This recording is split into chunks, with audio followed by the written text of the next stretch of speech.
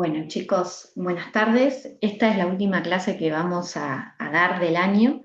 El tema es osteoporosis, que es un tema complejo en el sentido de que hay mucha controversia con su definición, su diagnóstico y hasta su tratamiento.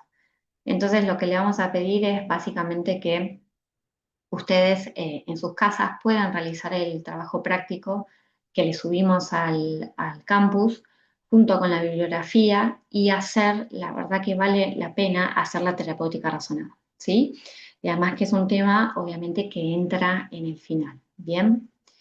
Bueno, quizás ya lo han visto al tema, pero la definición de osteoporosis es una definición técnica, ¿sí? Se define como la pérdida de masa ósea, ¿sí? La masa mineral ósea, ¿bien? Y que esto lo que produce, que es lo más importante, es un mayor riesgo de tener fracturas, ¿bien? Entonces, acá tenemos la primera controversia. ¿La osteoporosis es una enfermedad? ¿Es un factor de riesgo? Por lo que yo he leído y cuál es mi posicionamiento, a través que esta entidad se define por una cuestión técnica y no clínica, es que considero que es un factor de riesgo. ¿Bien? ¿Un factor de riesgo para qué? Para tener fracturas. Eh, y si uno dice, bueno, ¿cuáles son las manifestaciones clínicas de la osteoporosis? Y la verdad que no tiene ninguna manifestación clínica la osteoporosis. Ustedes seguramente van a escuchar a pacientes que se quejan de dolores óseos, y muchas veces dicen, debo tener osteoporosis. Y a veces hay médicos que también le dicen que sus dolores de hueso se pueden deber a osteoporosis. En realidad, eh, lo que muchos autores comparten, y coincido con eso, es que la osteoporosis no produce ninguna manifestación de dolor, ¿sí? Seguramente corresponden a otros síndromes, como puede ser una fibromialgia, una artrosis, ¿no? Pero no a la osteoporosis misma. Y también puede pasar que el paciente esté en tratamiento, por ejemplo, por osteoporosis y que siga teniendo esos dolores óseos. Entonces, desde el lado de la bibliografía que yo leo, la osteoporosis no es una enfermedad, es un factor de riesgo, no tiene manifestaciones clínicas y su única manifestación clínica es su consecuencia, ¿sí? Por eso es importante la osteoporosis, que la principal consecuencia es la fractura, ¿sí? Entonces, esto a lo que más nos vamos a abocar, ¿sí? Es un factor de riesgo para que predispone a mayor fracturas, ¿bien? ¿Y cuáles son los tipos de fracturas que se producen? Bueno, principalmente las más importantes son del fémur proximal, que es la fractura de cadera, la de columna vertebral, ¿sí? Y la de antebrazo distal. Esa es muy típica en las caídas, ¿no? Seguramente la han visto en algún momento. Las fracturas vertebrales son de las más comunes, ¿bien? Pero la mayoría de estas fracturas vertebrales son asintomáticas, ¿sí? Pero lo que se ha visto es que son un factor de riesgo para tener otras posteriores fracturas, ¿bien? Y generalmente a veces se producen fracturas varias de las vértebras y uno puede ver a los adultos mayores, esos adultos mayores que están como muy inclinaditos, ¿vieron? Se les produce una cifosis muy importante. Y luego tenemos una de las fracturas más importantes, ¿sí? Que es la fractura de cadera. Que la fractura de cadera sí está relacionada con una mayor morbilidad y mortalidad también, ¿sí? En los adultos mayores se pierde muchísima funcionalidad, pierde muchísima autonomía, y generalmente hay una afectación de la salud mental con mayor ansiedad, mayor depresión, ¿sí? Por lo que la fractura de cadera constituye la variable de eficacia de mayor relevancia clínica, ¿sí? Bien, entonces la fractura de cadera va a ser nuestro objetivo terapéutico, ¿sí? Va a ser a lo principal que le vamos a prestar atención. Todo lo que disminuya la fractura de cadera, lo que disminuye las fracturas en general, pero principalmente la fractura de cadera es lo que va a tener mayor impacto en el paciente, ¿sí? Bien. ¿Cómo es la epidemiología de esta entidad? Bueno, en Argentina es igual que en otros países occidentales, 17.000 casos por año. El grupo poblacional más afectado son las mujeres posmenopáusicas, por lejos, ¿sí? Y eso tiene que ver con todo lo que es la fisiopatología. La tasa media anual de fractura de cadera en Argentina es 298 mujeres cada 100.000 y en varones es de 118 cada 100.000, por lo tanto, las mujeres triplican la tasa de fracturas, ¿sí? De cadera, y la edad promedio es en adultos mayores, ¿sí? Es aproximadamente a los 82 años en las mujeres. ¿M? Es una entidad que es mucho más frecuente en mujeres que en hombres, ¿bien? Bueno, ¿cómo es su fisiopatología? Decíamos esto, ¿no? Que es mucho más frecuente en mujeres que en hombres y tiene que ver por cómo se desarrolla la enfermedad. La fisiopatología es un poco compleja, pero yo voy a tratar de resumirlo un poquito. Nosotros tenemos en nuestro hueso, ¿sí? En nuestros huesos, tenemos células que son los osteoblastos, que son células formadoras de hueso, y tenemos los osteoclastos, que son células que reabsorben hueso, ¿sí? Y estas células están en un constante equilibrio. Básicamente, cuando en una etapa de crecimiento hay una mayor cantidad de osteoblastos y menor función de los osteoclastos, ¿sí? Y llegamos a un pico de a partir de los 30 años, que llegamos a la masa, al pico de masa ósea, ¿sí? Y a partir, esto está en equilibrio, pero a partir de los 40 años, carita triste, este equilibrio empieza a desequilibrarse un poquito, donde hay más acción de los osteoclastos que de los osteoblastos, ¿sí? Bien, entonces uno cada vez al haber más acción de los osteoclastos va perdiendo esa masa mineral ósea, ¿sí? Eh, y varias sustancias y varias hormonas afectan la función de estas células, ¿sí? Vemos que una de las hormonas que más afecta la funcionalidad de estas células son los estrógenos. ¿M? Los estrógenos lo que hacen es inhibir a los osteoclastos, ¿m? Inhiben la reabsorción ósea. Por eso las mujeres cuando entran en menopausia hay un descenso de los estrógenos y entonces se produce una mayor actividad de los osteoclastos. Hay mayor reabsorción ósea. ¿M? Y después tenemos a ciertas hormonas como la paratormona, que lo que hace es aumenta el reclutamiento de los precursores de osteoclastos, ¿sí? Bien, que esto lo que lleva es a una mayor reabsorción ósea, porque lo que hace la paratormona es tener niveles adecuados de calcio en sangre. Entonces, cuando registra que hay niveles bajos, esta hormona se secreta y produce una mayor reabsorción ósea. Bien.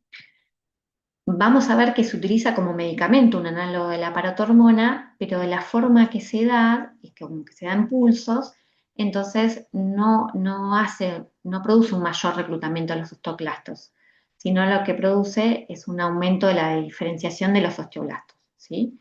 Lo vamos a ver un poquito más adelante. Y luego acá tenemos los corticoides, que si ustedes se acuerdan, uno de los efectos adversos que teníamos con la terapia de corticoides era que producían osteoporosis.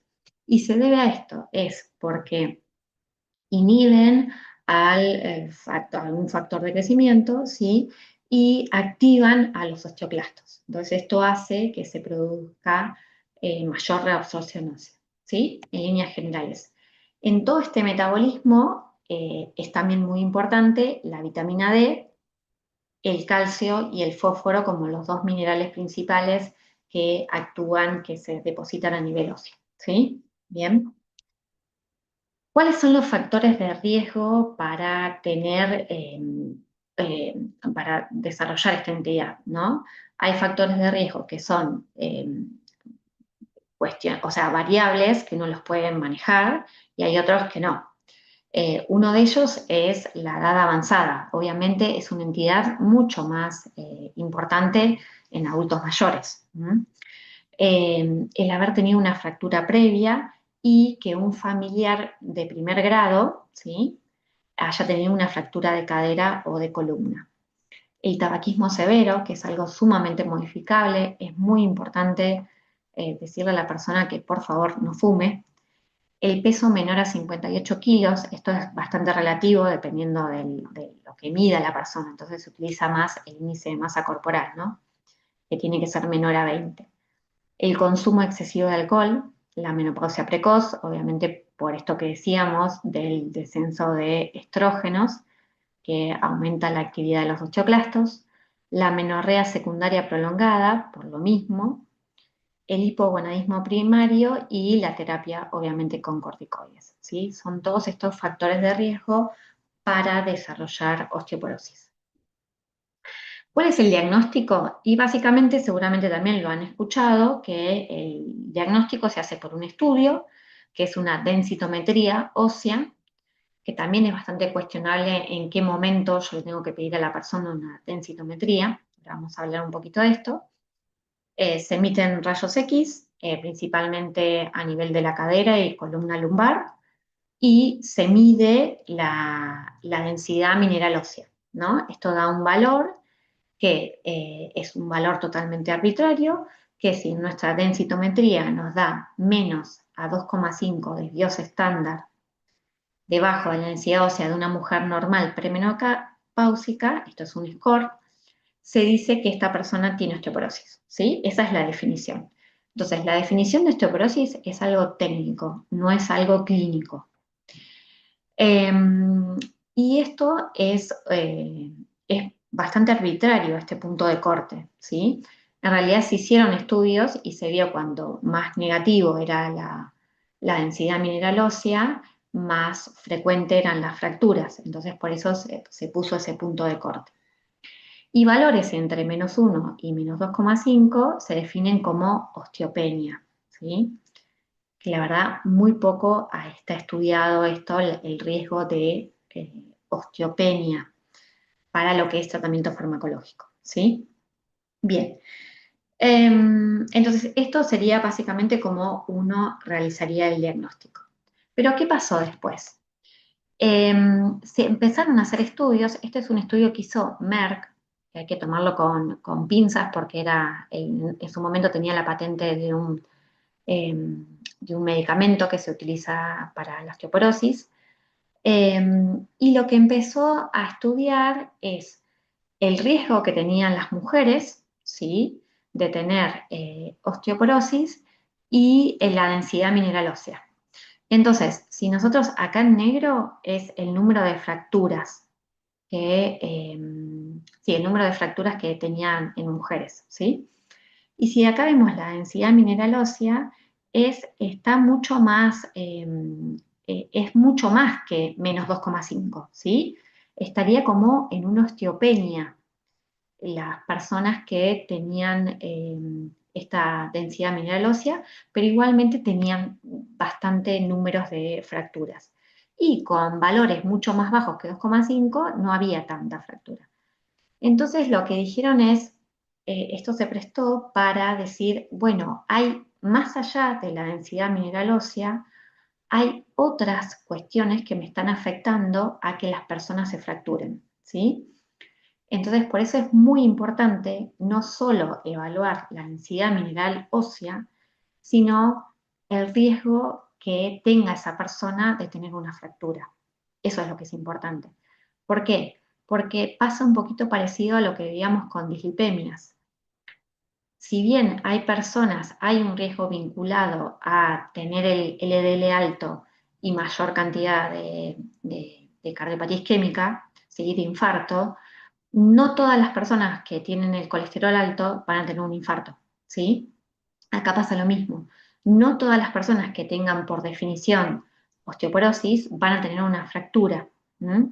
Y de hecho puede ser que personas que no tengan esta definición de osteoporosis de -2,5 y tengan fractura, ¿sí? Y personas que tengan esta definición no lo tengan. ¿sí? Entonces hay que evaluar mucho más el riesgo que puede tener esa persona de tener una fractura. Tenemos que ir más allá de la densidad mineral ósea, ¿sí? Espero no haberlos mareado con esto, me parece que quedó medio confuso. Bien, cualquier cosa me consultan después. Por eso tenemos una técnica, una herramienta que es una herramienta de cálculo para tener en cuenta el riesgo que puede tener una persona, ¿sí?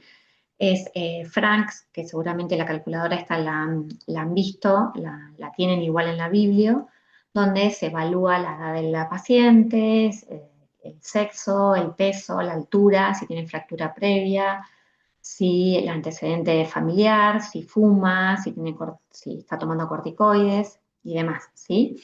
Y uno puede poner si tiene la densitometría y si no, no hay problema. O sea, te lo calcula el riesgo igual, a pesar de que uno no tenga la densitometría.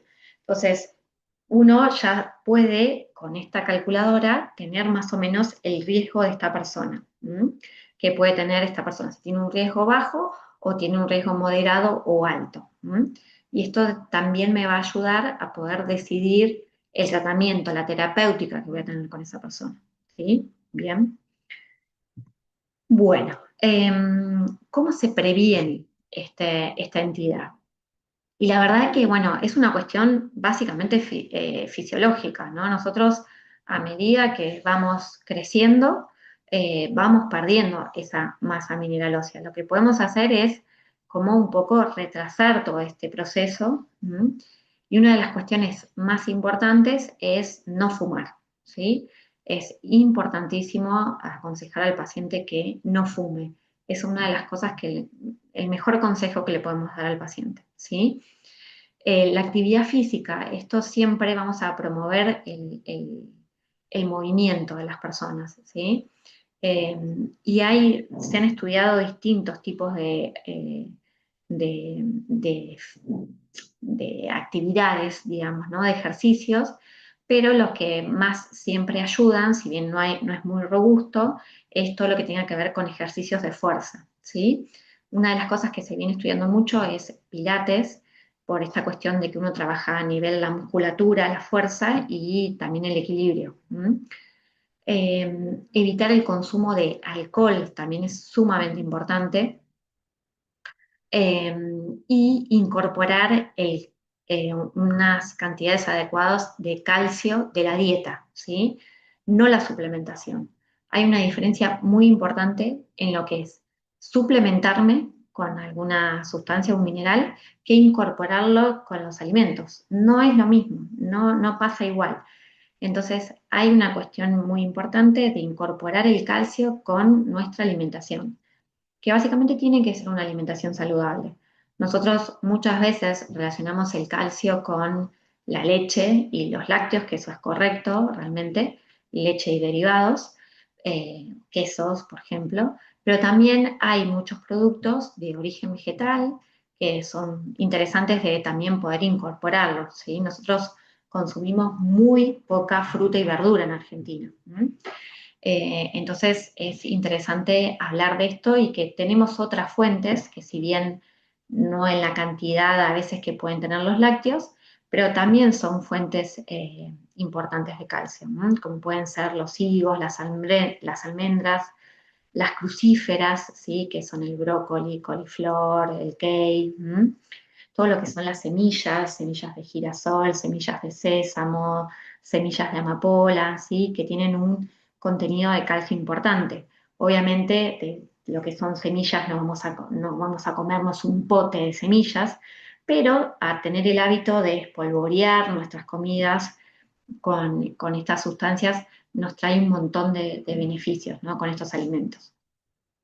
Y la vitamina D también es algo que, bueno, ustedes seguramente han escuchado que es algo muy controvertido,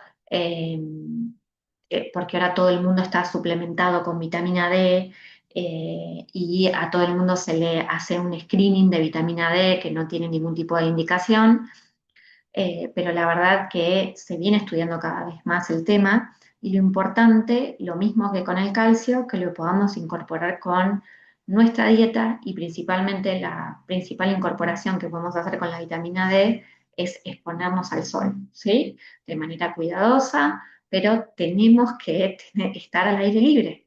Y exponernos al sol es importante, ¿sí? Se dice que con 10 minutos de caminata, expuestos principalmente los brazos, un poquito la cara o el cuello, ya sería más que suficiente. ¿Mm? Bien, y algo que me parece sumamente importante es la prevención de las caídas. No hay terapéutica para la osteoporosis que sea más importante para prevenir las fracturas, que es la principal consecuencia, que es prevenir las caídas. No sé si ustedes, bueno, han caminado por Mar del Plata, pero ustedes se dan cuenta cómo están las veredas. Eso hay que trabajar sobre eso y hay que trabajar sobre la casa de los adultos mayores, ¿sí? Charlar con los pacientes que tenga buena iluminación, que se ponga barreras de apoyo en el baño, barandas, escaleras, ¿sí? Que colocar sustancias, plataformas antideslizantes, ¿sí? Alfombras antideslizantes, que aparte de objetos de cables que pueden estar todos enrollados y cuando se levanta a la noche se tropieza y se cae. Entonces, es muy importante hablar de esto, de prevenir las caídas, ¿sí? Fundamental para lo que esté a nuestro alcance, ¿no? Muchas veces la vereda no está a nuestro alcance, pero quizás intervenir en cuestiones de la casa con cambios a veces que son muy simples ayudan un montón, ¿sí? Bien, el tratamiento farmacológico, bueno, es un tema.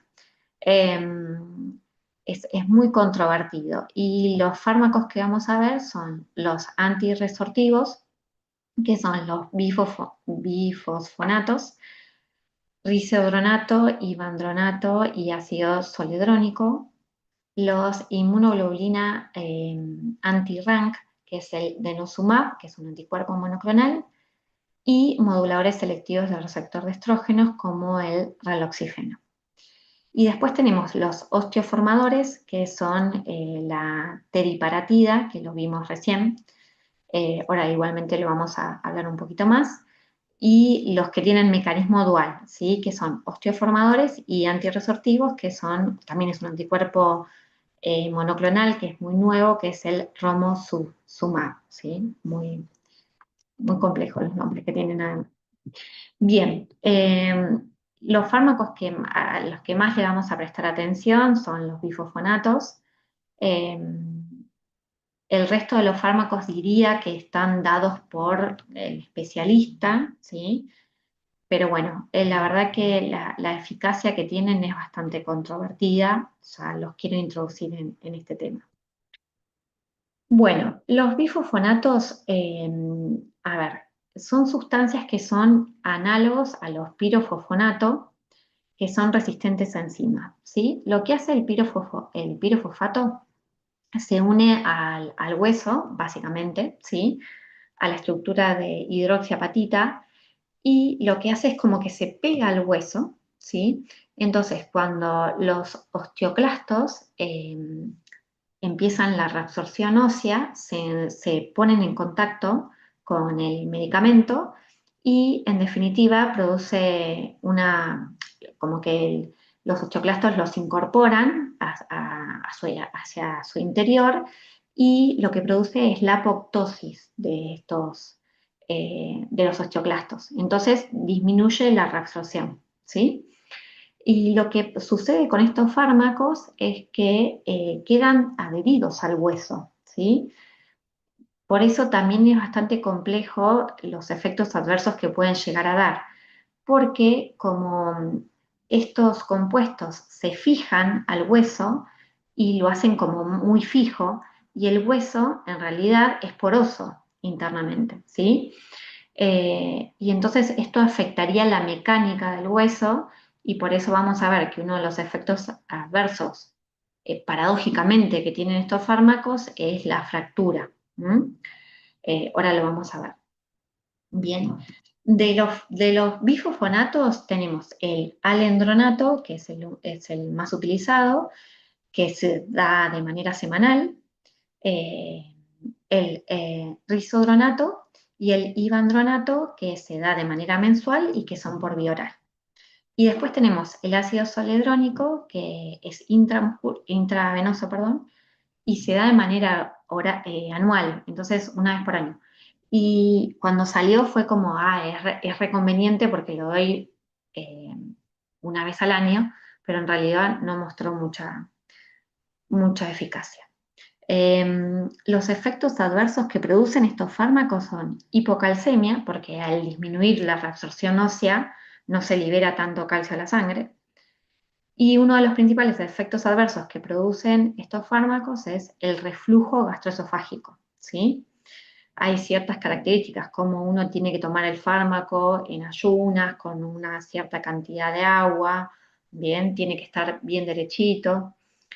Produce esofagitis erosiva, dolor abdominal, dispepsia y dolor musculoesquelético.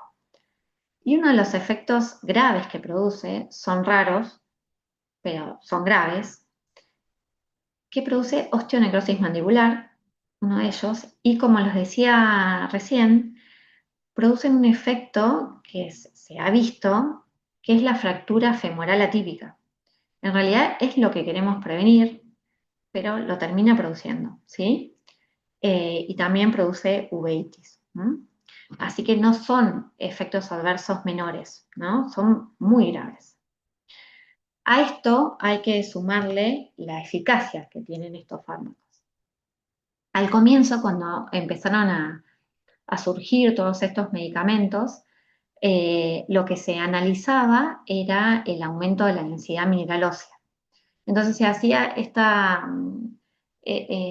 analogía, es que si el fármaco aumentaba la densidad mineral ósea, ya está, ya funcionaba, ya me iba a prevenir la fractura. Y se vio que no era así. Entonces, nuestra variable principal, ¿sí? Nuestro objetivo terapéutico es que el fármaco disminuya las fracturas. Y principalmente lo que nosotros vamos a buscar es que disminuya la fractura de cadera, porque es lo que más nos produce morbilidad y mortalidad, ¿sí? Bien, entonces, uno de los estudios que se hizo fue el estudio FIT, que fue en el 98 más o menos, creo, eh, se hicieron con mujeres posmenopáusicas entre 55 y 81 años, y los criterios de inclusión eran que tuvieran una baja densidad mineral ósea y que tuvieran al menos una fractura vertebral preexistente, ¿sí? O sea que eran pacientes que ya habían tenido un evento, podríamos decir, ¿no? Que era la prevención secundaria, porque ya fracturas ya habían tenido, que no es el paciente típico. A nosotros lo que se nos va a presentar es un paciente generalmente en prevención primaria, un paciente sin fractura. Pero bueno, ellos en este estudio incluyeron pacientes con fractura vertebral previa. Y el outcome primario era la disminución de nuevas fracturas vertebrales morfométricas. ¿Y cómo definieron estas fracturas morfométricas? Bueno, que a la persona le disminuya un 20% o mayor o igual a 4 milímetros la altura de la vértebra entre el basal y el último control en 24 a 36 meses. ¿Sí? Era esa definición. El paciente no podía sentir nada, no tenía ningún síntoma, pero le hacían una radiografía 24 o 36 meses después y había disminuido la altura de la vértebra. Y eso consideraban una fractura. ¿Sí? Una fractura vertebral nueva. Bueno, y como variable secundaria tenían fracturas vertebrales clínicas, el paciente tenía dolor y consultaba, cualquier otra fractura clínica y fractura de cadera y de muñeca. Pero estas eran variables secundarias, no se hizo el estudio para eso. ¿El resultado qué le dio? Que las fracturas vertebrales morfométricas, esto que decíamos, el outcome primario que tenían, que le disminuía la altura pero el paciente no sentía nada, les dio súper bien. Les dio un riesgo relativo de 0,53. Entonces, cuando salió este estudio, te decían que los bifosfonatos disminuían las fracturas en un 47%, ¿sí? Entonces fueron una bomba, ¿sí? Pero si uno lo empieza a mirar detenidamente, primero que eran pacientes que ya habían tenido una fractura previa, ¿sí? Una fractura vertebral, y además esta definición de fractura vertebral, que era la disminución de la altura, ¿sí? Y después, cuando se sacan los números absolutos, le da muy bajo. La disminución de riesgo absoluto era de aproximadamente un 5%. O sea, pasamos de un riesgo relativo de 47% a un riesgo absoluto del 5% nada más, ¿sí? De nuevas fracturas vertebrales. Luego, el de cadera, que era un outcome secundario, también utilizaron hazard ratio y les dio 0,49, o sea que disminuían la fractura de cadera un 51%. Pero fíjense el intervalo de confianza que les da en 0,23 y 0,99. Y uno cuando calcula la reducción de riesgo absoluto, les da un 0,6%. O sea, les da muy bajo.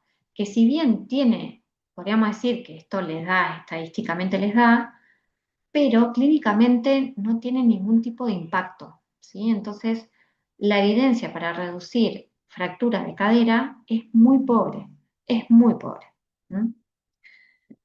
Bien, entonces estamos ahí como con los bifosfonatos, después se han hecho otro tipo de estudios, pero básicamente siempre con lo mismo, con lo que les da muy bien son las nuevas fracturas vertebrales, ¿sí?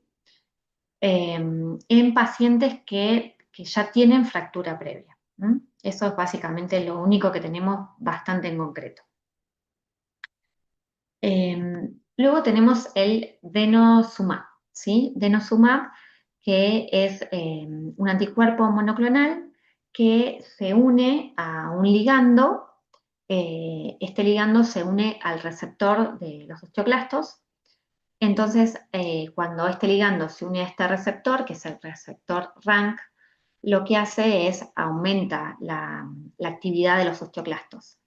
Este anticuerpo, a unirse a este ligando, no puede unirse a los osteoclastos, entonces disminuye la formación y la actividad de los osteoclastos, por lo tanto disminuye la reabsorción ósea y uy, tienen un mecanismo muy parecido a los bifosfonatos, lo que vimos recién, ¿sí? Disminuyen la reabsorción ósea. Se dan de manera inyectable por vía subcutánea y se dan de manera semestral. ¿Eh? Se dan cada 6 meses. Así que bueno, también era como cuando salió esta medicación, era como muy buena por la forma en que se daba, ¿no? Como que de manera semestral era como muy cómodo la vía de administración. ¿Cuáles son la eficacia también? Se hicieron distintos estudios. El estudio Freedom es uno de los estudios más conocidos, que se hizo en mujeres, también en mujeres de 60 a 90 años, con densidad mineral ósea menor a 2,5 en columna y cadera. Y ya acá se empezó a estudiar un poquito más, no eran mujeres con fractura, ¿sí? Y se comparó al denosumab con placebo por 3 años. Y acá lo que se vio también tenían la misma definición que el otro. La variable principal eran nuevas fracturas vertebrales, ¿sí? Que les daba súper bien el riesgo relativo, ¿sí? De 0,32, o sea, una disminución de riesgo relativo de 67, 68, pero cuando ve también los números absolutos, era como re poquito, o sea, 4,8%. Y en las variables secundarias, que no fue hecho el estudio para eso, en fractura de cadera también les da un hazard ratio de 0,60, pero una diferencia absoluta de 0,3%, o sea, nada. Esto no tiene significancia clínica. Entonces, por eso está muy cuestionado el tratamiento de la osteoporosis, ¿sí? Si bien disminuyen las nuevas fracturas vertebrales, pero lo que más nos importa a nosotros, que es la fractura de cadera, no está sumando muchos puntos. ¿Mm? Además de todo esto, es los efectos adversos que tiene la medicación, ¿sí? Como decíamos, hipocalcemia nuevamente, paradójicamente fracturas vertebrales no traumáticas tras la interrupción del fármaco. Es todo un tema porque uno puede empezar a tratar con denosumab y si decide interrumpir el tratamiento, tendría que darle bifosfonatos porque está este efecto adverso, ¿sí? Que son las fracturas vertebrales, infecciones urinarias y, bueno, reacción en el punto de inyección. ¿Mm? O sea que los efectos adversos son muy complejos. Raros pero graves, osteonecrosis mandibular, tremendo, y fractura femoral atípica. ¿Mm? Así que los efectos adversos muy parecidos a los bifosfonatos. ¿Mm? Con esta gravedad que uno interrumpe el tratamiento y tiene la posibilidad de que se produzcan fracturas vertebrales. Luego tenemos los moduladores de los receptores de estrógenos. Esto ya es medicación que maneja generalmente el especialista, ¿sí? El raloxifeno, que estimula los osteoblastos, básicamente tiene la misma función que tienen los estrógenos al actuar en sus mismos receptores, ¿sí? E inhiben los osteoclastos. Se dan de manera oral, de manera diaria, y lo que tienen demostrado, muy poquito, muy básico, aumentan la densidad mineral ósea, como decíamos, es una variable subrogada, reduce el riesgo de nuevas fracturas vertebrales, eh, morfométricas, como decíamos con esta definición, y no reduce, la verdad, en forma significativa las fracturas no vertebrales, entre ellas las de cadera, ¿sí? Los efectos adversos son sofocos y tromboembolismo venoso. ¿Mm? Luego tenemos la teriparatida, que es un agonista del receptor de paratormona, y como comentábamos al principio, si bien la paratormona produce una mayor activación de los osteoclastos, darla de manera subcutánea, de manera diaria, eh, termina afectando la diferenciación de los osteoblastos, por lo tanto produce mayor formación ósea, ¿sí? Eh, lo que produce es hipercalcemia, en este caso, ¿sí? Reacción en el punto de inyección, dolor de extremidades y raros pero graves tenemos el riesgo teórico de osteosarcoma, ¿sí? No son efectos adversos sencillos, ¿no? Cada vez que como pareciera que se complica más. Bueno, solamente se hicieron estudios en pacientes con alto riesgo, ¿sí? Con fractura previa, con una densidad mineral ósea muy negativa. Así que solamente están destinados a pacientes en prevención secundaria con fractura vertebral previa. Y por último tenemos el romosozumab, que es un anticuerpo monoclonal, que este anticuerpo va dirigido hacia una sustancia que se llama esclerostina, que lo que produce es una disminución de la actividad de los osteoblastos. Entonces, al inhibir esta sustancia, se produce una mayor activación de los osteoblastos y menor apoptosis. Entonces también son neoformadores, ¿sí? Se dan de manera subcutánea, se administran de manera mensual. Sus efectos adversos son artralgias, nasofaringitis y, bueno, molestias obviamente como todo lo subcutáneo en reacción en el punto de inyección. Y los raros es que se vio con estos pacientes un incremento del riesgo de eventos cardiovasculares mayores, le vamos sumando. Además de todo lo que ya venimos viendo, ¿sí? Osteonecrosis mandibular, fractura femoral atípica e hipocalcemia. La eficacia de estos fármacos es que no mostró superioridad, es uno de los fármacos que se comparó con el alendronato en la reducción de fracturas vertebrales morfométricas y fracturas clínicas en mujeres posmenopáusicas con osteoporosis graves. Eh, Mostró superioridad, perdón, no sé si lo dije mal. Y no mostró en fracturas no vertebrales y de cadera, ¿sí? Eh, Ahora, solamente sirve para eso con todos esos efectos adversos y como es una medicación nueva, también es muy cara. ¿Mm?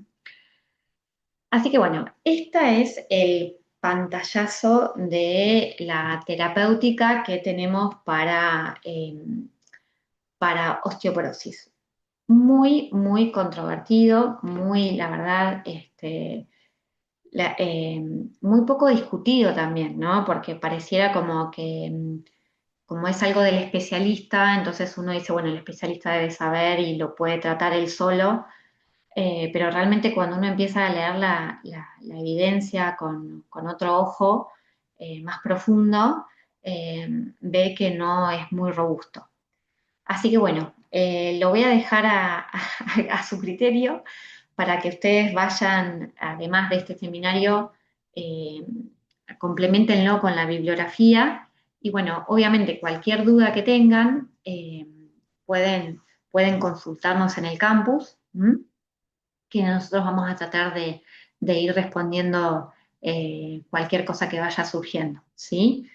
Y para terminar, les dejo una herramienta que también la tienen en la bibliografía, que es una herramienta que utiliza eh, la Mayo Clinic, que es una herramienta para tomar decisiones compartidas con los pacientes, que es muy interesante, ¿no? Porque uno dice que muchas veces los fármacos para osteoporosis se promueven que disminuyen un 50% las fracturas, ¿sí?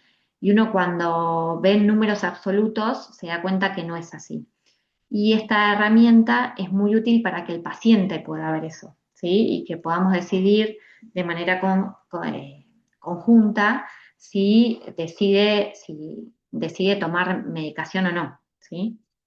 Entonces, lo primero que tenemos es, se abre digamos, el programita, que es una página web, se pone la edad del paciente, el sexo, digamos, qué grupo poblacional es, y podemos tener la densidad mineral ósea, o si no tenemos la densidad mineral ósea, te pide el peso, la talla y el índice de masa corporal. Y ahí te pide el riesgo que puede tener el paciente, ¿no? Si tiene fractura previa, si tiene familiares con fractura de cadera, si tiene osteoporosis secundaria, si usa glucocorticoides, si fuma, si toma alcohol, ¿sí? Entonces, con todo esto me dice el riesgo que puede tener esta persona de tener una fractura en 10 años. Y yo lo que elegí es el riesgo que puede tener una persona de 65 años con estas características de fractura de cadera, lo elegí yo, ¿sí? Entonces me dice, el programita me dice que cada 100 personas con estas características en 10 años, 2 personas van a tener fractura de cadera, ¿sí? Entonces uno dice, bueno, perfecto, muy bien, entendemos que es un riesgo bajo y vemos a ver qué pasa, cuánto previene si esta persona toma medicación. Y si nosotros le damos a la persona medicación, en este caso elegí bifosfonatos, es la medicación que se le puede dar, vemos que de 100 personas con estas características de nuestro paciente, en 10 años prevenimos en vez de que 2 personas tengan una fractura de cadera, solamente una tenga una fractura de cadera. La otra la va a tener. A priori no sabemos a quién le va a prevenir, ¿no? Esta fractura de cadera, más sumado a eso, todos los efectos adversos que se pueden sumar en 10 años y todos los costos, ¿no? El programita, esto la página también da, digamos, cómo hay que tomar la medicación y los efectos adversos, ¿sí? Efectos adversos gastrointestinales y demás, la osteonecrosis y las fracturas, ¿eh? Entonces, al paciente mostrarle esto, por ahí dice, no, la verdad que prefiero invertir en otra cosa, invertir más en actividad física, en mejorar mi alimentación, ¿sí? Y no en una medicación que eh, la verdad que si uno lo compara así, no, está bien, es el 50%, pero es de dos es uno, ¿no? En pacientes de bajo riesgo, y la verdad que uno lo duda bastante. No sé qué les parece a ustedes, pero bueno, yo lo dudaría bastante de iniciar tratamiento, ¿no? Bueno, chicos, espero que fui muy rápido, me parece. Espero que se haya entendido algo de la clase. Es difícil hacer una clase grabada, eh, porque no tengo esta interacción, pero bueno, no hubo otra forma. Así que bueno, cualquier cosa me pueden consultar y bueno, muchas gracias. Nos vemos en el final.